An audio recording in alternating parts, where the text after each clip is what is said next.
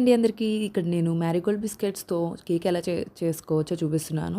So, చాలా టేస్టీగా, హెల్తీగా అండ్ ఈజీగా కూడా ఉంటుంది. మీరు కూడా ట్రై చేసి చూడండి. సో, ఫస్ట్ మనం మ్యారీగోల్డ్ బిస్కెట్స్‌ని పీసెస్‌గా తీసుకోవాలి. ఇలా మిక్సీ జార్‌లో తీసుకున్న దాంట్లో హాఫ్ కప్ ఆఫ్ షుగర్ కూడా యాడ్ చేసుకోండి.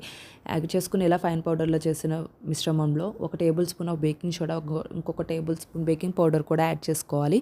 3 tablespoon of cocoa powder కూడా యాడ్ చేసుకొని బాగా మిక్స్ చేసుకుని అందులో కావాల్సిన డ్రై ఫ్రూట్స్ వేసుకోండి. మీకు నచ్చిన డ్రై ఫ్రూట్స్, నేను ఇక్కడైతే క్యాష్యూ, బాదం అండ్ కిస్మిస్ యాడ్ చేసుకున్నాను. సో, ఇలా యాడ్ చేసుకున్న దాంట్లో 2 కప్స్ ఆఫ్ మిల్క్ తీసుకుని బాగా ఈ కన్సిస్టెన్సీలో వచ్చినంత వరకు మిక్స్ చేసుకోండి. ఇలా మిక్స్ చేసుకున్న మిశ్రమాన్ని బౌల్స్లో తీసుకోండి. నేను ఇక్కడ ఈ బౌల్స్ని కొంచెం బటర్ అండ్ మైదాతో స్ప్రెడ్ చేసుకున్నాను. అండ్ ఎందుకంటే ఈజీగా కేక్ బయటకు వచ్చేలాగా చేసుకున్నానండి.